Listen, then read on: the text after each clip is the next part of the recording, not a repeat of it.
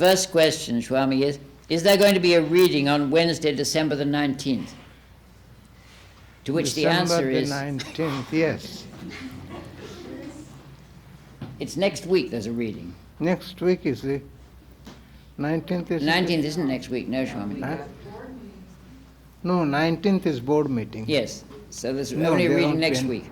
There won't be any board meeting. No, there won't be any reading on 19th. No, but there will be a reading next Wednesday, won't there, Next Swami? Wednesday there will be reading. And then in January only.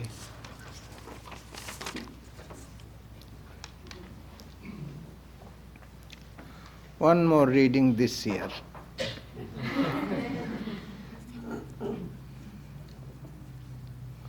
So what are the questions now? We speak of the rise of the Kundalini Shakti in the Sushumna along the spinal column. Yes. What is the link? What is the? What is the link between this apparently physical development and spiritual realization which is not physical? I really don't follow the question. We speak of the rise of the Kundalini Shakti in the Sushumna along the spinal column. Yes. What is the link between this apparently physical development It and has nothing to do with physical. You see, the end of the Sushumna is closed in ordinary people. Through meditation, the Kundalini means, you see, generally they make it serpent power, but it is, it takes the form of a coiled serpent, but it is white and like you have never seen any stem of a lotus. If you break the lotus stem, then you see fine white substance. So it is like that at the bottom. And then through meditation, you do not have to do Kundalini Shakti Yoga or anything like that. Through devotion and meditation, it rises.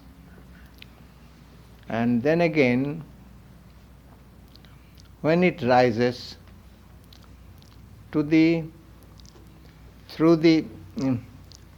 centers underneath, sometimes lust becomes very predominant. So again, you have to get up from your meditation then. Then again, you have to sit. And then when it comes to the navel, you may get some psychic powers. But forget about that. Then when it rises to the heart, then you see a light. Or you may see your chosen ideal. But when you see your chosen ideal, or when you come to the heart center, there is no physical consciousness.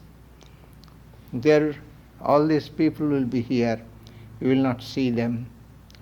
The walls will disappear. Everything will disappear.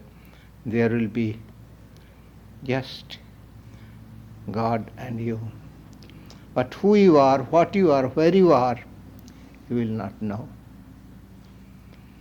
And then again, it goes to the Vishuddha. There it is said to be, when you become completely purified, then it never goes down. And then here, when it comes to Ajna Chakra, that is, you get Sabikalpa Samadhi. And then here, Nirvikalpa. But first have something, then we can talk about it.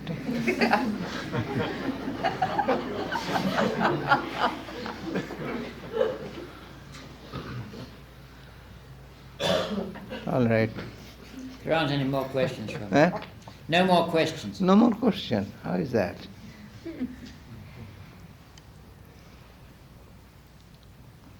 Now ask something. Well, Swami, if you've had a long time when you didn't have anything, does that mean you're doing something wrong? No. Nothing wrong in that. Continue to do that. If you meditate regularly, sometimes you feel you are not growing at all. But that does not mean anything. Then, you see, sometimes it happens that all on a sudden, through the grace of the Lord, you have experience.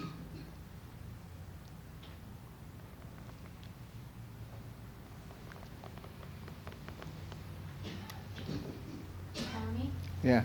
if we meditate in the same spot every day in our room, Yeah. will that spot take on a special a good feeling for meditation? Sure. Sure. And also, would you explain the importance of our Rudraksha beads? And the importance of regularity. Of our beads. Eh? Our Rudraksha beads. Oh.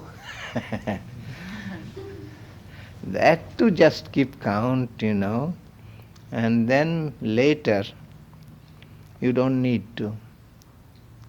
We have a saying, rather, don't get discouraged for having beads. A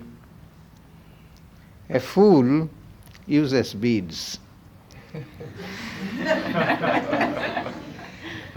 And one who keeps count with his finger is good, brother.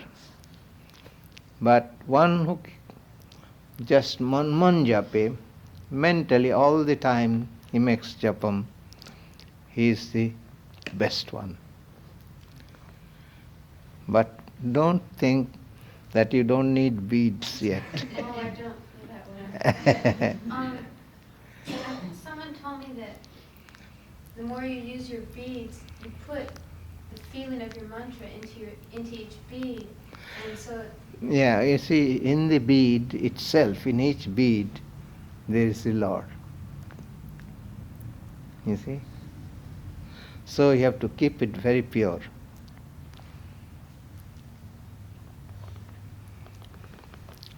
Lord Shiva is in every bead.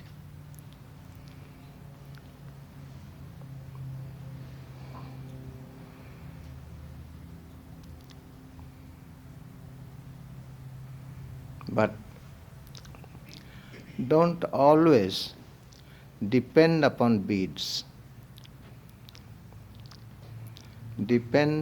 Try to mentally make japam as often as you can. But to get used to that, you see, I give beads.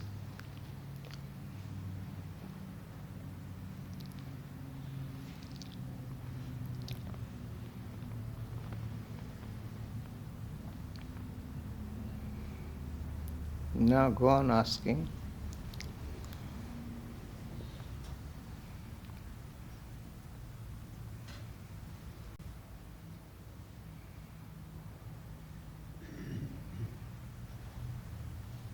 No questions?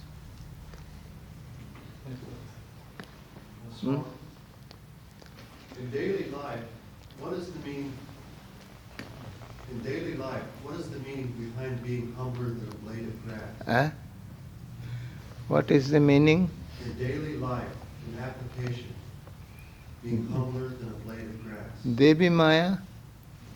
Swami, in daily life, what is the application of the saying to be humbler than a blade of grass? Oh, I see.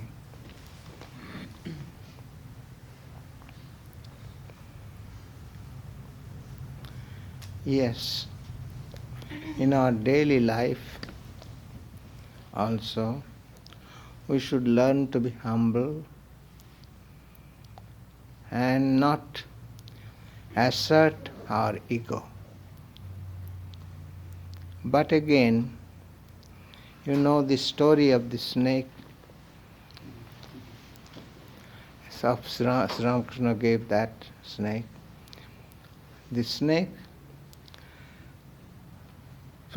was asked not to bite anybody, not to hurt anybody. And then the wicked boys threw stones at him, and he became very thin and lean. And then when his guru came, said, "What happened to you?" "Oh, nothing. I can't remember." Then, "Oh, yes. One boy, he did not know that I do not bite anybody, but I was, he did not know, and so he took me and had me this way and threw me. And so I must have got hurt." Then the Guru said to him, "I told you not to bite, but did I not say that you should not hiss?" So in order to protect yourself sometimes, you have to hiss and not bite. So be humbler in this sense. So be humble internally. But outwardly in the business world, you have to assert yourself. But don't hurt anybody. You get the idea now?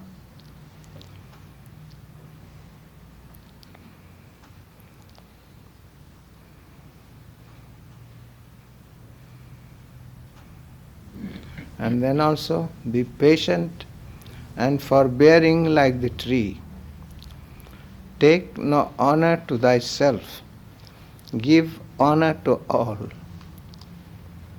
And chant unceasingly the name of the Lord.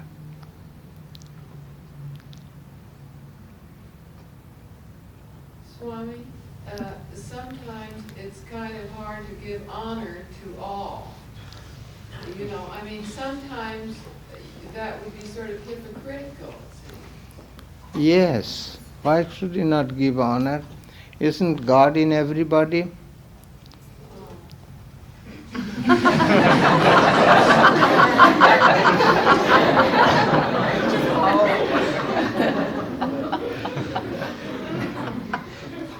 And this is the point I'm telling you. First, as you see anybody, suppose he wants to harm you, but first time you see him, learn to see God in him, and you will find he's changed.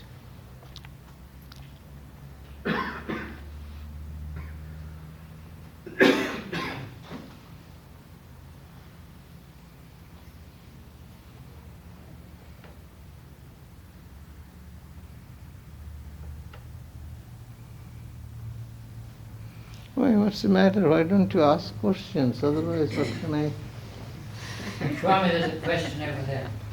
Yeah. When a saint dies, does his spiritual power become distributed among his devotees and disciples? I can't hear very well. Tell me. How did it begin? When a saint dies, Huh?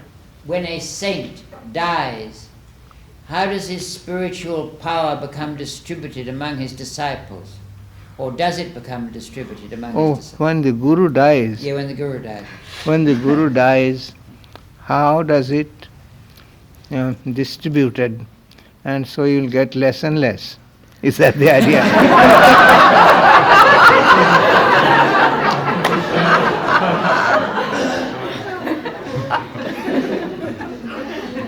Guru power is one, and in everyone it will show the same power. It will not be distributed into pieces.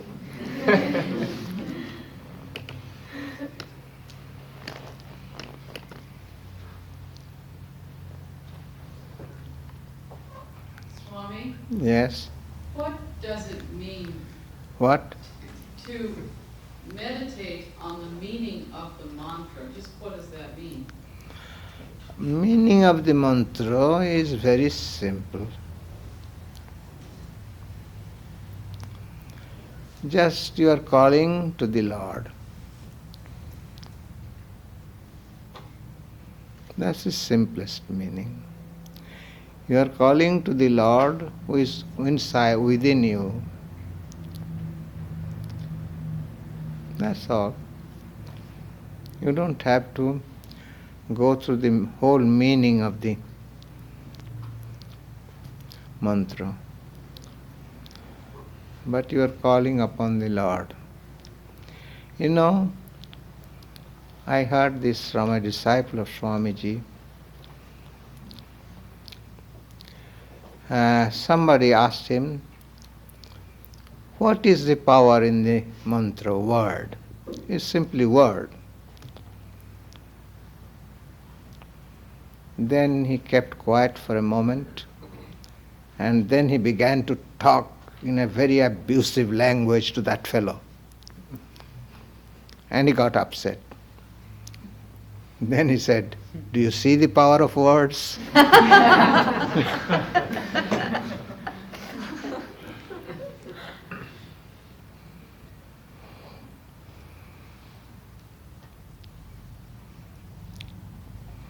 So, when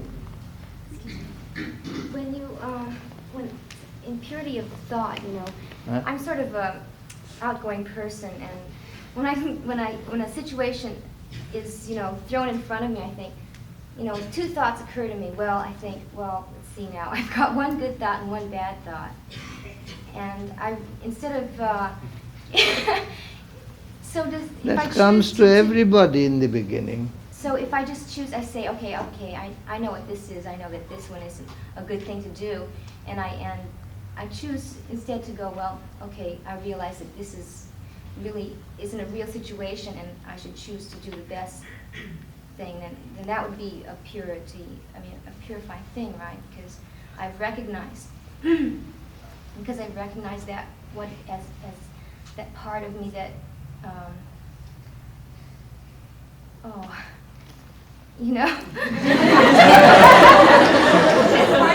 part of me that is illusion. Are you a dancer? Yes.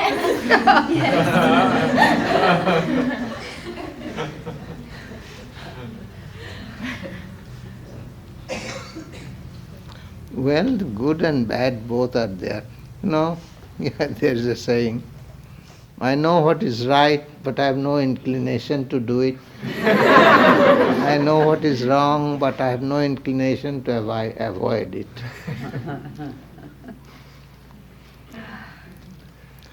We have a Sanskrit saying, Janami dharmang nachame pravritti, janam adharmang nachame nibritti, tvaya rishi kesha hridisthitena, yatha nijuktosmi tatha karomi.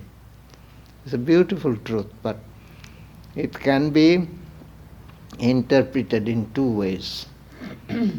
I know what is right, but I have no inclination to do it. I know what is wrong, but I have no inclination to avoid it.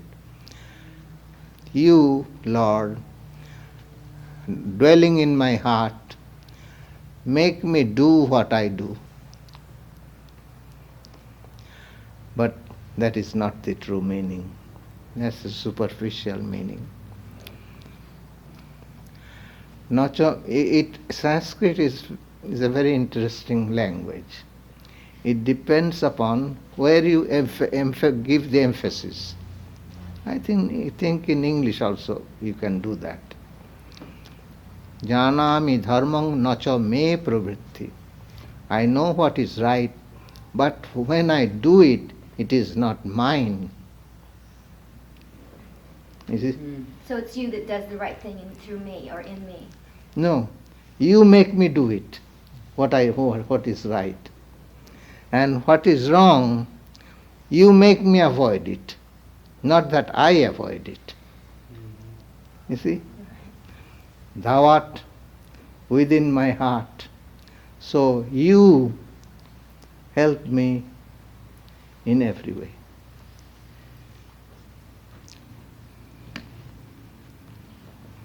You see, it depends upon where you give the emphasis. Well, I've seen it both ways. I've thought that, I've done something and I think, God, why did I react that way? I thought, well, Lord, yeah, well, I am. I think, well, I'm, part of the Lord, and I recognize that part of myself, and I think, no, that's not right. It was just myself, Yeah. Exerting. Take all the blame, what you do wrong, take all the blame upon yourself. And if you do something good, just think that it is the Lord. That's very good.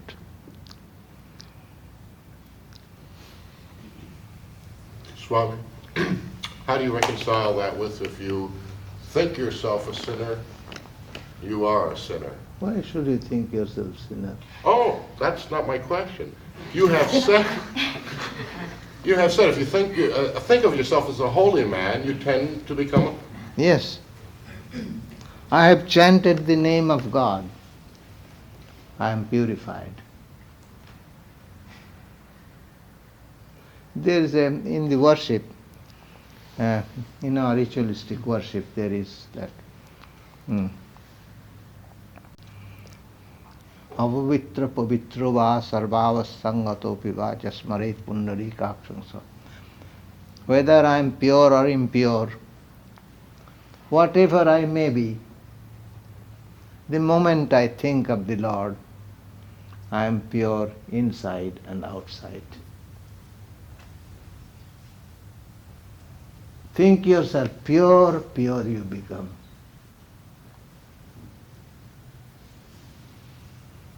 Well, Swami, apparently though, you can't avoid acknowledging that you made a mistake. Is that right?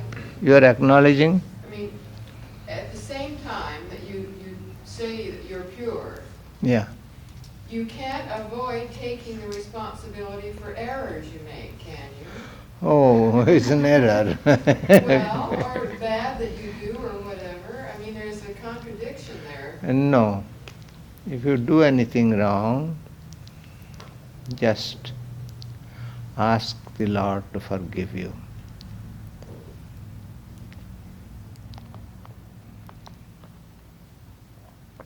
But at the same time chant the name of the Lord and think you have become pure.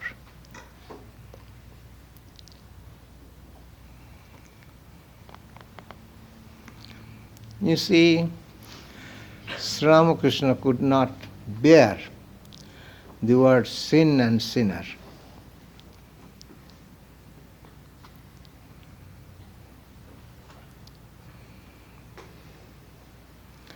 Is there any sin in God's eyes? That doesn't mean that you can do anything.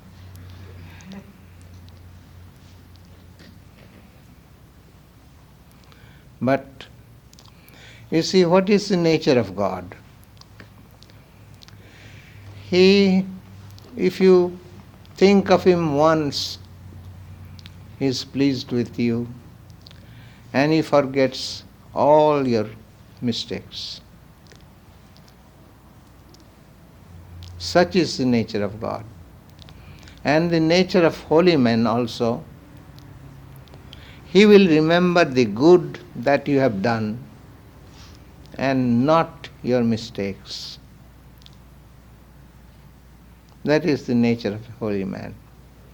But ordinary people, you will find that if you have done always good to him and once you did something wrong, you will remember that wrong and forget all the good. Isn't that right? It's true.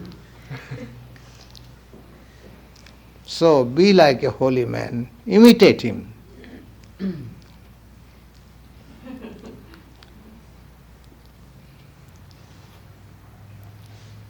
Swami, Yeah. does a disciple's spiritual development depend upon whether he has an ordinary guru or a Satguru? A guru is a guru. There's a saying, Jodyapi amar guru shuri badi jai, tatapi amar guru nityananda rai. Even if I see my guru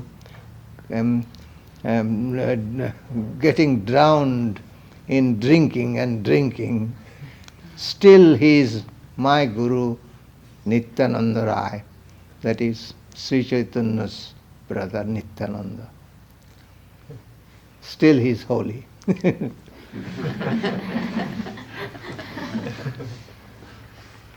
So if you accept somebody as your guru, then stick to him, no matter what. Then that guru is God himself. That guru also will help you. But again, sometimes you see there is a saying that if the cobra bites you, you can't stay alive long. In other words, you attain your liberation soon. But if an ordinary snake who has no poison, if he bites you, it is difficult.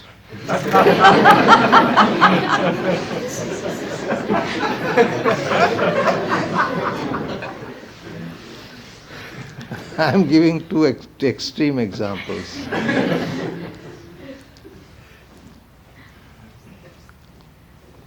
Swami? Yeah. How can I have my devotion grow while I'm not meditating? Oh, fun. If you are not meditating, how can devotion grow? No, while I'm not meditating. Oh. Then if you are busy in your work, then it is all right.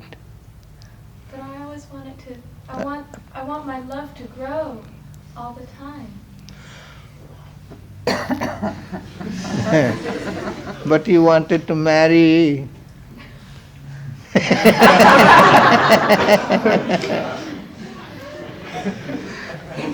And have children. Oh, Swami. Yeah.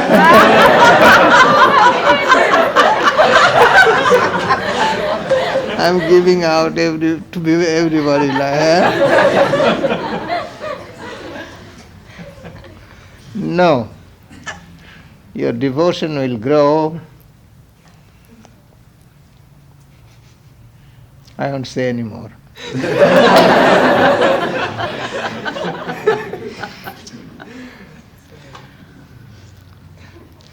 In other words, whether you marry or not, that doesn't matter.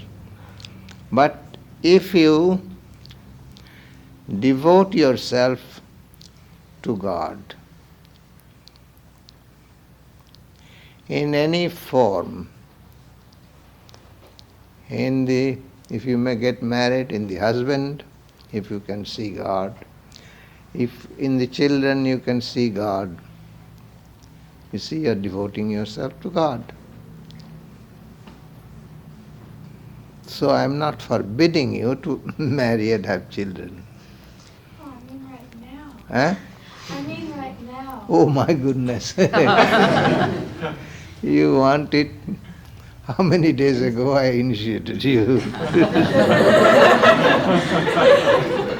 And you want God immediately? You can't blame me. So, all right, weep for God, and He won't stay long away from you. Weep and weep and weep.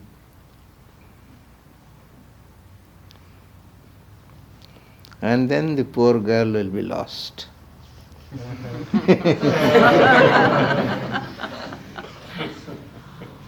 You know what I mean? You'll be so absorbed in him that you could not think of anything else. All right. Swami, may I make an announcement? Yeah. This is a very strongly worded announcement. Beware. pujas are coming and we're cleaning house. So please, pick up the dishes which you've left over the years. They're outside on the bench, outside the bookshop, right now.